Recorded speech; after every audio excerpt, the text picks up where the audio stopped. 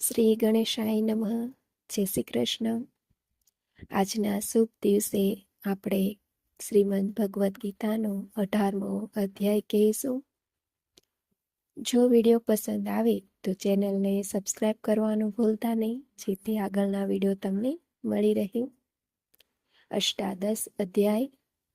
અર્જુન બોલ્યા, હે મહાબાહો, હે અંતર્યામી, હે વાસુદેવ, હું સંન્યાસના તેમજ ત્યાગના તત્વને જુદું જુદું જાણવા માંગુ છું. શ્રી ભગવાન બોલ્યા, કેટલાક પંડિતજનો કામ્ય કર્મોના સ્ત્રી, પુત્ર, ધન આદિ પ્રિય લગતા પ્રાપ્તિ અર્થે તથા રોર સંકટ કર્મો કરવામાં આવે છે. એનું નામ કામ્ય કર્મ છે. ત્યાગને સંન્યાસ સમજે છે. જ્યારે બીજા વિચાર કુશળ માણસો સંઘળાય કર્મોના ફળના ત્યાગને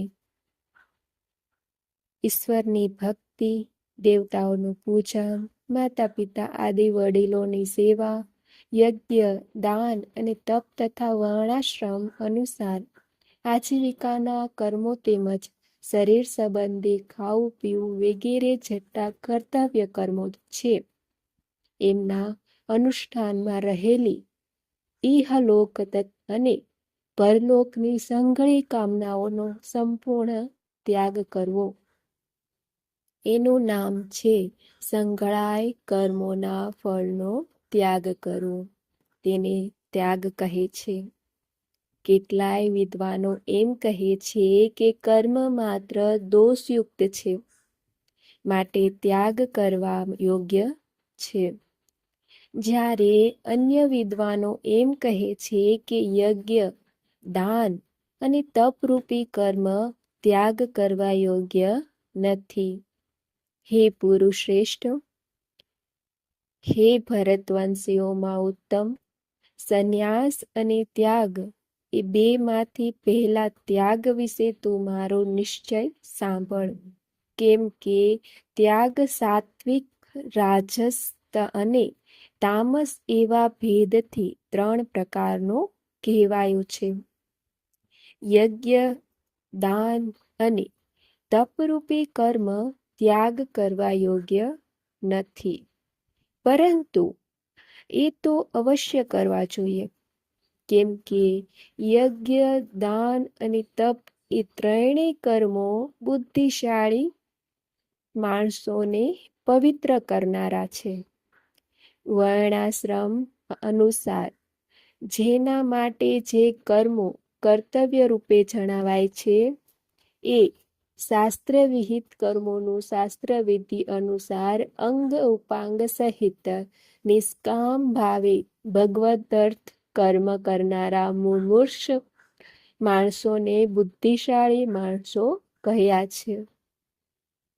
માટે હે પાર્થ, આ યજ્ઞ, દાન અને તપરૂપી કર્મોને તેમજ બીજા પણ સંઘળાય કર્તવ્ય કર્મોને આસક્તિ અને ફળનો ત્યાગ કરીને ચોક્કસ કરવા જોઈએ. આ મારો નિશ્ચિત કરેલો ઉત્તમ મત છે. નિષિદ્ધ તેમજ કામ્ય કર્મોનો તો સ્વરૂપથી ત્યાગ કરવો ઉચિત જ છે, પરંતુ નિયત કર્મોને સ્વરૂપથી ત્યાગ ઉચિત નથી. માટે મોહને લીધે એ નિયત કર્મોનો ત્યાગ કરી દેવો તામસ ત્યાગ કહેવાયો છે. જે કંઈ કર્મ છે એ સંઘળું દુઃખરૂપ જ છે, એમ માનીને જો કોઈ માણસ શારીરિક કલેશના ભયથી કર્તવ્ય કર્મોનો ત્યાગ કરી દે તો એ આવો રાજસ ત્યાગ કરીને ત્યાગના ફળને કોઈ રીતે પણ નથી પામતો.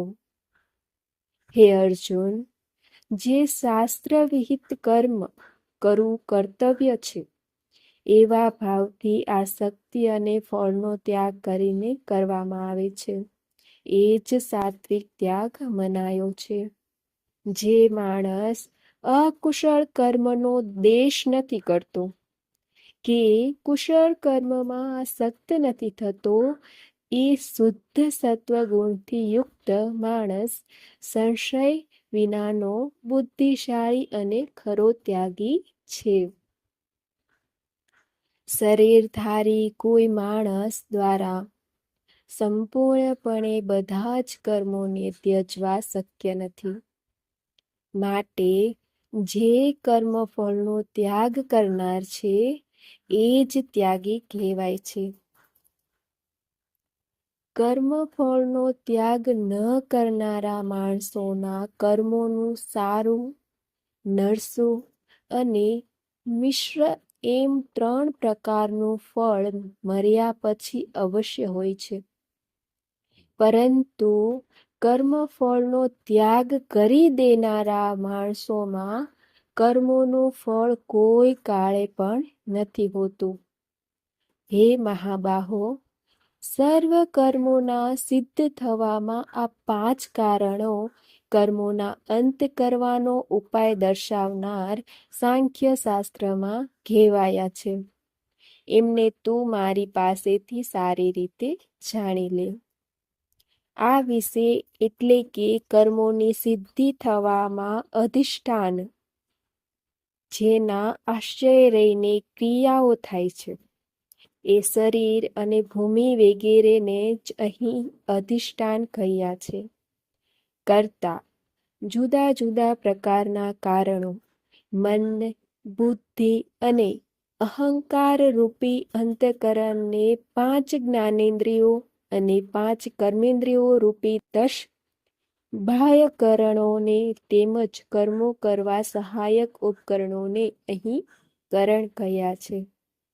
અનેક જાતની જુદી જુદી ચેષ્ટાઓ અને એ જ રીતે 5મું કારણ દેવ પૂર્વ કરેલા શુભાશુભ કર્મોના સંસ્કારો કે જે પ્રારબ્ધ્ય કે અદ્રષ્ટ ના નામે ઓળખાય છે, એમને અહીં દેવ કહ્યા છે. માણસ મન, વાણી અને શરીરથી શાસ્ત્રને અનુકૂળ કે વિપરીત જે કંઈ પણ કર્મ આચરે છે એના 5 કારણો છે.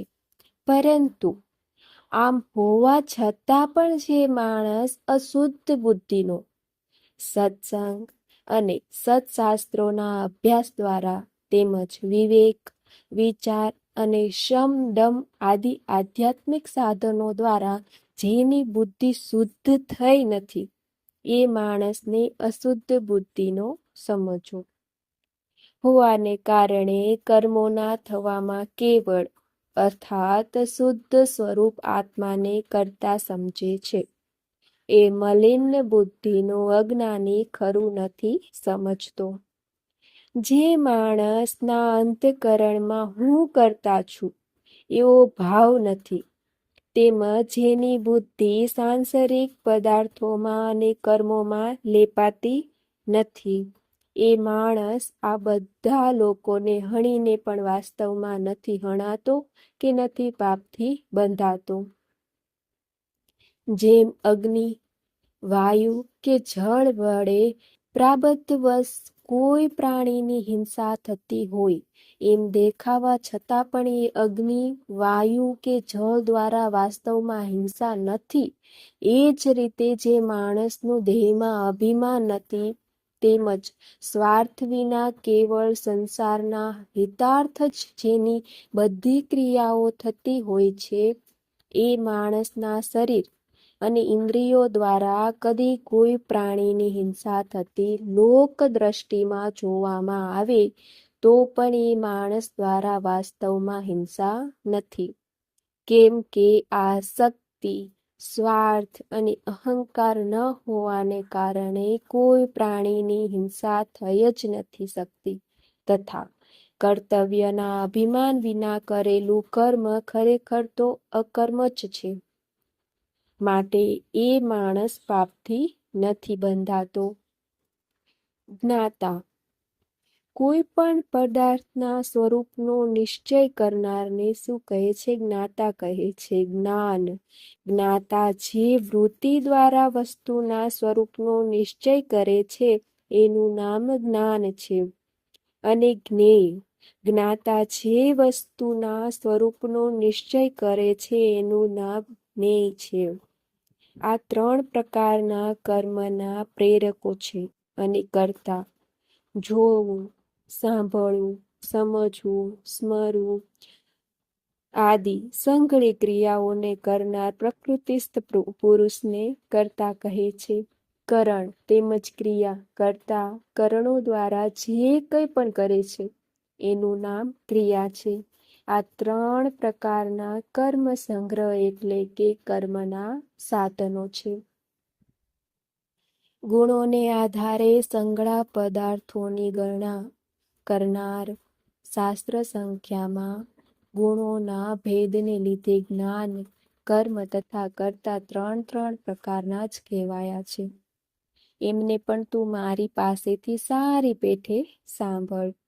જે જ્ઞાનથી માણસ ભિન્ન ભિન્ન જણાતા બધા જ ભૂતોમાં એક અવિનાશી પરમાત્મા ભાવને અવિભાજિત રૂપે સમભાવે રહેલો જુએ છે એ જ્ઞાનને તું સાત્વિક જાણ. પરંતુ જે જ્ઞાન સકળ ભૂતોમાં જુદી જુદી જાતના અનેક ભાવોને જુદા જુદા સ્વરૂપે જાણે છે એ જ્ઞાનને તું રાજસ જાણ. અને વળી જે જ્ઞાન એકલા કાર્યરૂપ શરીરમાં જ સંપૂર્ણની જેમ આસક્ત રહેનારું છે, એટલે કે જે અવળા જ્ઞાન વડે માણસ એક ક્ષણ ભંગુર અને નાશવંત શરીરને જ આત્મા માનીને જાણે એ જ સર્વસ્વ છે એમ માનીને એમાં આસક્ત રહે છે, તથા જે યુક્તિ વિનાનું તાત્વિક અર્થથી રહિત તેમજ તુચ્છ છે એ તામસ કહેવાયું છે. જે કર્મ શાસ્ત્રવિધિથી નિયત થયેલું હોય, કર્તાપણાના અભિમાનથી રહિત થઈને કરવામાં આવ્યું હોય, તેમજ ફળની લાશા વિના માણસ વડે રાગ દ્વેષ વિના કરવામાં આવ્યું હોય, એ કર્મ સાત્વિક કહેવાય છે. પરંતુ જે કર્મ ઘણો પરિશ્રમ વેઠીને કરાય છે અને વળી ભોગોને ઈચ્છતા માણસો વડે કે અહંકારી માણસ વડે કરવામાં આવે છે એ કર્મ રાજસ કહેવાયું છે. જે કર્મ પરિણામ, હાનિ, હિંસા અને સામર્થ્યને ધ્યાનમાં લીધા વિના કેવળ અજ્ઞાનને લીધે આચરવામાં આવે છે એ કર્મ તામસ કહેવાય છે. જે કર્તા સંગ વિનાનો અહંકાર ભર્યા વચનો ન બોલનાર, ધૈર્ય અને ઉત્સાહ ધરાવનાર તથા કાર્યની સિદ્ધિ કે અસિદ્ધિમાં હરખ શોક આદિ વિકારોથી રહિત છે એ સાત્વિક કહેવાય છે. જે કરતા આસક્તિ ધરાવનાર, કર્મોના ફળની લાલસા રાખનાર, લોભી, બીજાને કષ્ટ આપવાનો સ્વભાવ ધરાવનાર, અશુદ્ધ આચરણ રાખનાર તેમજ હરખ શોકથી લિપ્ત છે એ રાજસ કહેવાય છે. જે કરતા પોતાને વશમાં જ રાખનાર, અશિક્ષિત, ઘમંડી, શઠ, બીજાની આજીવિકાનો નાશ કરનાર, શોક કરનાર, આળસુ અને દીર્ઘસૂત્રી એને કહેવાય છે જે થોડા સમયમાં થઈ જનારા સામાન્ય કામને પણ પછી કરી લઈશું એ આશાને મુલતવી રાખીને લાંબા સમય સુધી પૂરી નથી કરતો એ તામસ કહે છે. હે ધનંજય, હવે તું બુદ્ધિ તેમજ ધૃતિનો પણ ગુણો અનુસાર 3 પ્રકારના ભેદ મારા વડે સંપૂર્ણપણે વિભાગપૂર્વક કહેવાતો સાંભળ. હે પાર્થ, જે બુદ્ધિ પ્રવૃત્તિ માર્ગ અને નિવૃત્તિ માર્ગ. પ્રવૃત્તિ માર્ગ એટલે ગૃહસ્થમાં રહીને ફળ અને આસક્તિને છોડીને ભગવતપર્ણ બુદ્ધિથી કેવળ લોક શિક્ષણ કાજે રાજા જનકની જેમ જ વર્તવાનું નામ પ્રવૃત્તિમાન છે. અને નિવૃત્તિ માર્ગને દેહાભિમાનને ત્યાગીને કેવળ સચ્ચિદાનંદઘન પરમાત્મામાં એકાત્મ ભાવે સ્થિત થયેલા શ્રી શુકદેવજી તેમજ સનકાદિની જેમ સંસારની ઉપરત થઈને વિચરવાનું નામ નિવૃત્તિ માર્ગ છે. કર્તવ્ય તેમજ અકર્તવ્યને, ભય અને અભયને તથા બંધન અને મોક્ષને યથાર્થપણે જાણે છે એ બુદ્ધિ સાત્વિકી છે. હે પાર્થ, માણસ જે બુદ્ધિ દ્વારા ધર્મ અને અધર્મને તથા કર્તવ્ય અને અકર્તવ્યને પણ યથાર્થપણે નથી જાણી શકતો એ બુદ્ધિ રાજસી છે. હે પાર્થ, તમો ગુણથી ઘેરાયેલી જે બુદ્ધિ અધર્મને પણ આ ધર્મ છે એ માની બેસે છે તથા એ જ પ્રમાણે બીજા સંગળા પદાર્થોને પણ અવળા માને છે એ બુદ્ધિ તામસી છે. હે પુથાપુત્ર, જે અવ્યભિચારિણી એટલે કે પરમાત્મા સિવાયના અન્ય સંસારિક વિષયોને ધારણ કરવા એ વ્યભિચાર દોષ છે. એ દોષથી જે રહિત છે એ અવ્યભિચારિણી ધારણા શક્તિ છે. ધારણા શક્તિથી માણસ ધ્યાન યોગ દ્વારા મન, પ્રાણ અને ઇન્દ્રિયોની ક્રિયાઓને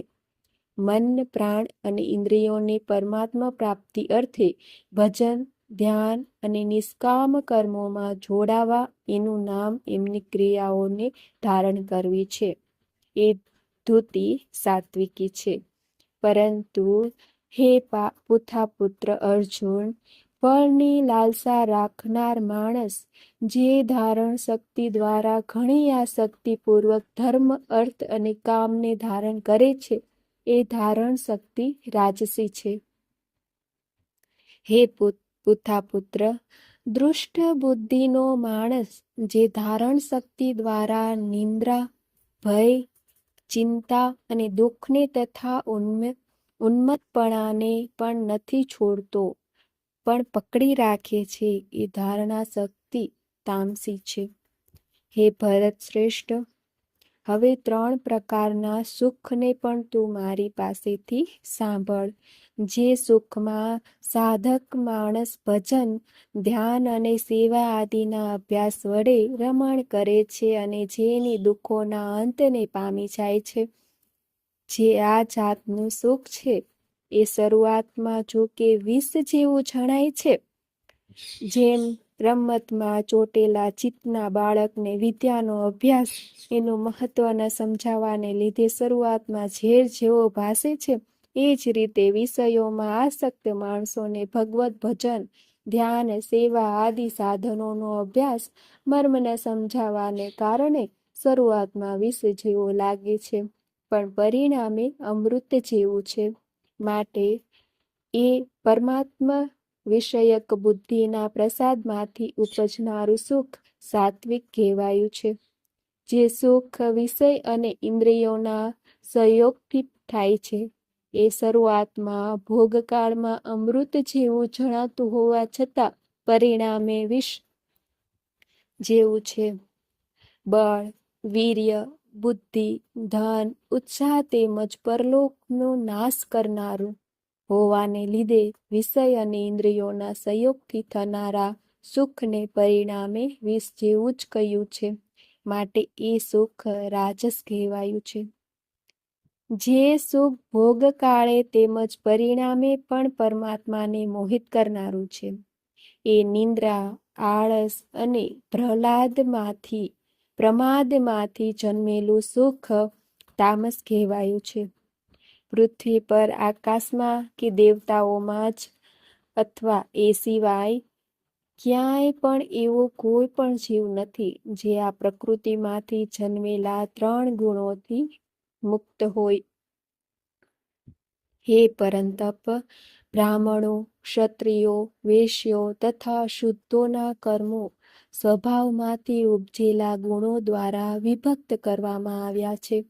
અંતઃકરણનો નિગ્રહ કરો, ઇન્દ્રિયોનું દમન કરવું, ધર્મના પાલન કાજે કષ્ટ સહેવું, બાહ્ય ભીતરથી શુદ્ધ રહેવું, બીજાના અપરાધોને ક્ષમા આપવી, મન, ઇન્દ્રિય તેમજ શરીરને ઋજુ સ્વભાવના રાખવા, વેદો, શાસ્ત્રો, ઈશ્વર અને પરલોક આદિમાં શ્રદ્ધા રાખવી, વેદશાસ્ત્રોનું અધ્યયન તથા અધ્યાપન કરવું અને પરમાત્માના તત્વને અનુભવવું આ બધાય બ્રાહ્મણના સ્વાભાવિક કર્મો છે. શૂરવીરપણું, તેજ, ધૈર્ય, નિપુણતા તથા યુદ્ધમાં પણ ભાગવું, દાન આપવું અને સ્વામીભાવ એટલે કે નિસ્વાર્થપણે સૌનું હિત વિચારીને શાસ્ત્રની આજ્ઞા અનુસાર શાસન દ્વારા પ્રેમાળ ભાવે પુત્રની જેમ પ્રજાનું પાલન કરનારો ભાવ આ બધા ક્ષત્રિયના સ્વાભાવિક કર્મો છે. ખેતી, ગોપાલન અને ખરીદવા વેચવા રૂપી સત્ય વ્યવહાર, વસ્તુઓને ખરીદવી કે વેચવી વખતે તોલ, માપ કે ગણતરી કરતાં ઓછું આપવું અથવા વધારે લેવું, તેમજ વસ્તુને બદલીને કે એક વસ્તુમાં બીજી ખરાબ વસ્તુ ભેળવીને આપી દેવી અથવા સીરી લઈ લેવી તથા નફો, આડત અને દલાલી નક્કી કરીને એના કરતાં વધુ કિંમત લેવી કે ઓછી આપવી તથા જૂઠ્ઠું, કપટ, ચોરી અને બળજબરીથી કે બીજા કોઈ પ્રકારે બીજાનો હક છીનવી લેવો ઇત્યાદિ દોષો વિનાનો જે સત્યાપૂર્વક પવિત્ર વસ્તુઓનો વેપાર છે એનું નામ સત્ય વ્યવહાર છે. આ વૈશ્યના સ્વાભાવિક કર છે તથા સર્વે વર્ણોની સેવા કરવી શુદ્ધનું પણ સ્વાભાવિક કર્મ છે. પોતપોતાના સ્વાભાવિક કર્મમાં તત્પરતાપૂર્વક જોડાયેલા માણસ ભગવત પ્રાપ્તિ રૂપી પરમ સિદ્ધિને પામી જાય છે. પોતાના સ્વાભાવિક કર્મમાં માણસ જે રીતે કર્મ કરીને પરમ સિદ્ધિને પામે છે એ ઉપાયને તું સાંભળ. જે પરમેશ્વરથી સંઘળા પ્રાણીઓની ઉત્પત્તિ થઈ છે અને જેનાથી આ આખું જગત વ્યાપેલું છે, જેમ બરફ જળથી વ્યાપેલો છે એ જ પ્રમાણે આખો સંસાર સચ્ચિદાનંદ ઘન પરમાત્માથી વ્યાપેલો છે.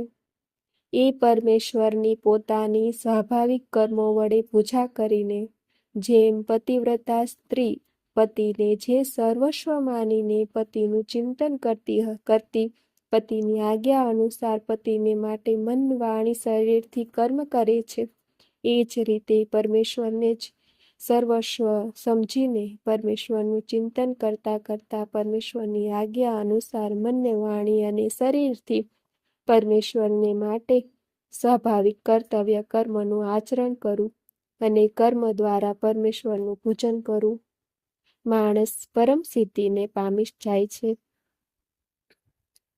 સારી રીતે આચરવામાં આવેલા બીજાના ધર્મ કરતા ગુણ વિનાનો છતાં પણ પોતાનો ધર્મ ચડિયાતો છે, કેમ કે સ્વભાવથી નિયત થયેલું સ્વધર્મરૂપી કર્મ કરતો માણસ પાપને નથી પામતો.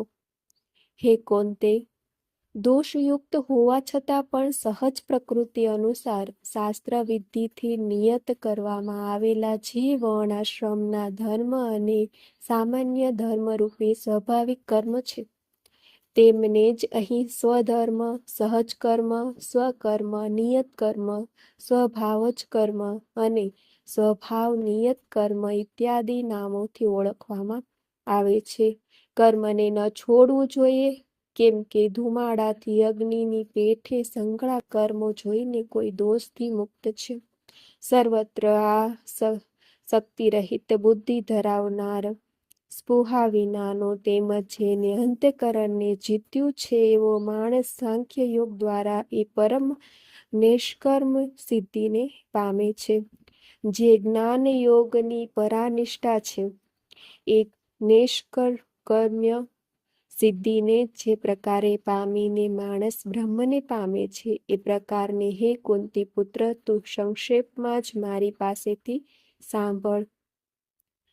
વિશુદ્ધ થયેલી બુદ્ધિથી યુક્ત, પચવામાં હલકો, સાત્વિક અને નિયમિતપણે ખોરાક ખાનાર, શબ્દાદિ વિષયોને ત્યજીને એકાંત તેમજ શુદ્ધ દેશનું સેવન કરનાર, સાત્વિક ધારણ શક્તિ દ્વારા અંતઃકરણ અને ઇન્દ્રિયોની સંયમિત કરીને મન, વાણી તથા શરીરને વશમાં રાખનાર, રાગ દ્વેષને સંપૂર્ણપણે નષ્ટ કરીને યોગ્ય રીતે દ્રઢ વૈરાગ્યનો આશરો લેનાર તથા અહંકાર, બળ, ઘમંડ, કામ, ક્રોધ અને પરિગ્રહને છોડીને નિરંતર ધ્યાન યોગને પરાયણ રહેનાર મમત્વ વિનાનો અને શાંત માણસ સચ્ચિદાનંદ ઘન બ્રહ્મમાં અભિન્ન ભાવે સ્થિત રહેનારને પાત્ર બને છે. પછી એ સચ્ચિદાનંદ ઘન બ્રહ્મમાં એકાત્મ ભાવે સ્થિત પ્રસન્ન મન યોગી ન તો કોઈના માટે શોક કરે છે, ન કશાયની આકાંક્ષા કરે છે. એવો બધાય પ્રાણીઓમાં સંભાવ રાખનાર યોગી મારી પરાભક્તિને, જે તત્વજ્ઞાનની પરાકાષ્ઠા છે, જ્ઞાન યોગનું જે ફળ છે, તથા જે પરમાત્માના યથાર્થ સ્વરૂપનો સાક્ષાત્કાર કરાવીને એમનામાં અભિન્ન ભાવે પ્રવેશ કરાવે છે, એ જ અહીં પરાભક્તિ જ્ઞાનની પરાનિષ્ઠા, પરમ નિષ્કર્મ સિદ્ધિ ઇત્યાદિ નામોથી કહેવાય છે. એ પરાભક્તિ દ્વારા એ યોગી મુજ પરમાત્માને હું જે છું અને જેવો પ્રભાવનો છું બરાબર એવો ને એવો તત્વથી જાણી લે છે, તથા એ ભક્તિના પ્રભાવે મને તત્વથી જાણીને તત્કાર મારામાં પ્રવેશી જાય છે. મારો ભક્ત મારો આશ્રય લઈ સદા સંકળા પ્રકારના કર્મો કરતો રહે તો પણ તે મારી કૃપાથી શાશ્વત અને અવિનાશી પદને પામે છે. તું મન વડે સર્વ કર્મો મારામાં અર્પણ કરી મારામાં પરાયણ થઈ સંભાવરૂપ બુદ્ધિ યોગનો આશ્રય કરી સદા મારામાં ચિત્તવાળો થા. બધા કર્મોમાં હંમેશા મારો જ આધાર રાખ અને હંમેશા મારા રક્ષણ નીચે જ કામ કર. આ રીતે મારા ભક્તિ યોગનો આશ્રય કરી નિરંતર મારી ભાવનાવાળો થા. મારી ભાવનામાં રહીને તું મારી કૃપાથી બદ્ધ જીવનની સર્વ મુશ્કેલીઓ તરી જશે. પણ જો તું મારું નહીં સાંભળે અને મારી ભાવનાથી નહીં પણ અહંકારથી વર્તીશ તો તું નષ્ટ થઈ જઈશ. મારી આજ્ઞાનો અનાદર કરીને અહંકારને લીધે હું નહીં લડું એમ માનીશ તો તું ગેરમાર્ગે દોરાશે. તારા ક્ષત્રિય સ્વભાવ મુજબ તારે યુદ્ધમાં પરાણે જોડાવું પડશે. હે કૌંતેય, અત્યારે તું મોહને વશ થઈ મારી આજ્ઞા મુજબ કર્મ કરવા ઈચ્છતો નથી, પરંતુ તારા પોતાના સ્વભાવથી પ્રેરાઈને તારે પરાણે તેમ કરવું પડશે. હે અર્જુન, સંસારરૂપ યંત્ર પર ચડેલા સર્વ પ્રાણીઓને માયા વડે ભમાવતો ઈશ્વર સર્વ પ્રાણીઓમાં હૃદય પ્રદેશમાં રહે છે. હે ભારત, તું સર્વ ભાવથી તેમને જ ભગવાનના શરણે જા. તેમની કૃપાથી તું પરમ શાંતિ અને સનાતન પરમ ધામને પામીશ. આમ મેં તને ગૃહમાં જ્ઞાન કહ્યું છે, એનો પૂરેપૂરો વિચાર કરીને પછી તારી ઈચ્છા મુજબ કર. હવે તું મારું સર્વથી પરમ વચન ફરીથી સાંભળ. તું મને અત્યંત પ્રિય છે, તેથી હું તને તારા હિતનું કહું છું.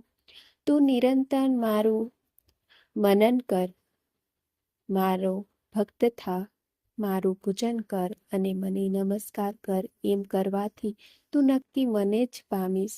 હું તને આ વચન આપું છું, કારણ કે તું મને પ્રિય છે.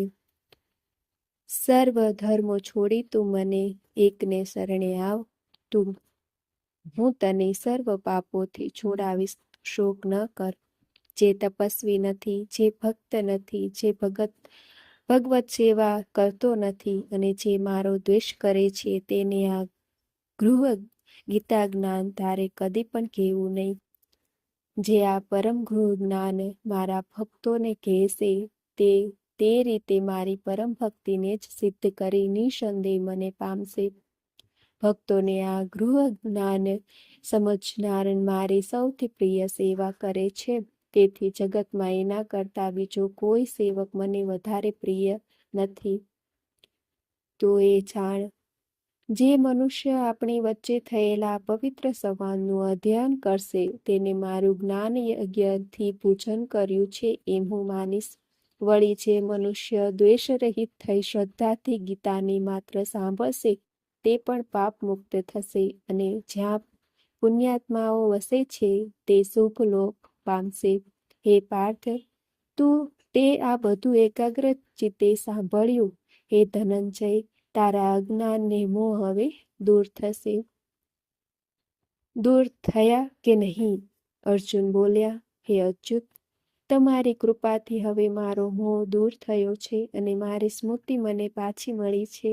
સંચયથી મુક્ત થઈને હું સ્થિર થયો છું અને તમારી આજ્ઞાનું પાલન કરીશ.